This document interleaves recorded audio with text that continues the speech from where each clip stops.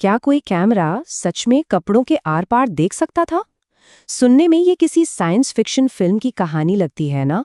लेकिन सोचिए, 1998 में ये सिर्फ एक अफवाह नहीं बल्कि एक चौंकाने वाली हकीकत बन गई थी। तो चलिए आज सोनी के उस मशहूर कैमरे की कहानी को समझते हैं, जिसके एक कमाल के फीचर ने अनजाने में ही टेक्नोलॉजी की दुनिया में एक भूचाल ला दिया था। इस पूरे राज से पर्दा उठाते हैं।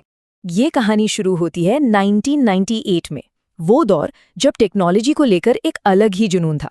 और ठीक उसी बीच एक खबर तेजी से फैल रही थी कि सोनी ने एक ऐसा कैमरा बना दिया है जो नामुमकिन को मुमकिन कर सकता है।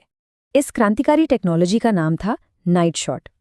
सोनी का कहना था कि ये अंधेरे को भी रोशनी में बदल सकता है। मतलब ये अपने आप में एक जबरदस्त इनोवेशन था।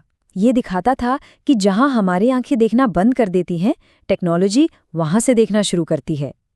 देखिए, इसके पीछे का आइडिया बहुत ही सीधा और साफ था। मकसद एकदम नेक था, लोगों को ऐसी ताकत देना जिससे वो अंधेरे में भी दुनिया को कैद कर सकें। बस इतना ही। लेकिन यहीं से कहानी में एक बहुत बड़ा ट्विस्ट आता है। अंधेरे पर काबू पाने के लिए बनाई गई ये टेक्नोलॉजी जब दिन के उजाले में इस्तेमाल हुई तो इसका एक ऐसा सच सामने आया जिसकी किसी ने कभी कल्पना भी नहीं की थी। सोनी के हिसाब से इसे इस्तेमाल करना बच्चों का खेल था। बस नाइट शॉट मोड ऑन करो, अंधेरे में कैमरा लेकर जाओ और वो दुनिया देखो जो हमारी आंखों से आमतौर पर छिपी रहती है। पर कुछ लोगों ने इसका एक बिल्कुल ही अलग तरीका निकाल लिया।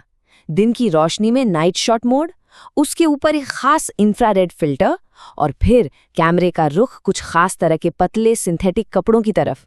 और जो नतीजे आए वो हैरान कर देने वाले थे। जरा इस फर्क को देखिए, एक तरफ अंधेरा और दूसरी तरफ दिन का उजाला, और बस एक एक्स्ट्रा फिल्टर। इन दो छोटे छोटे बदलावों ने एक शानदार टेक्नोलॉजी को एक बहुत बड़े विवाद में बदल दिया। कैमरे का पूरा मकसद ही पलट कर रह गया। और जैसे ही ये राज आम हुआ, बाजार में मानो एक तूफान आ गया। जो बात पहले कुछ ही लोगों के बीच थी, वो अब एक ग्लोबल मीडिया सेंसेशन बन चुकी थी। इस आग को और हवा दी जापान की एक मैगजीन ने। उन्होंने ही सबसे पहले दुनिया को बताया कि सोनी के इस कैमरे में एक छिपी हुई बेहद विवादास्पद काबिलियत है। अब जब ये खबर इतनी फैल गई तो सोनी पर दबाव बना।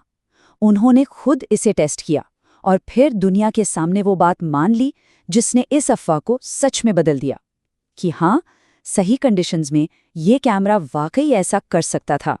और फिर जो हुआ वो वाकई में देखने लायक था। जैसे ही सोनी ने हाँ कहा, एक अजीब सी होड़ मच गई। जैसा कि एक आर्टिकल में लिखा गया, सारे शरीफ लोग इस कैमरे को खरीदने के लिए दुकानों की तरफ दौड़ पड़े। नतीजा सोल्ड आउट। देखते ही देखते कैमरा हर जगह से गायब हो गया। दुकानों की शेल्फ खाली हो गईं।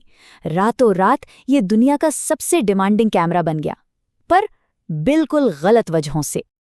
अब सारी नजरें सोनी पर थी। एक ग्लोबल ब्रांड होने के नाते वो इस बड़ी मुसीबत से कैसे निपटेंगे?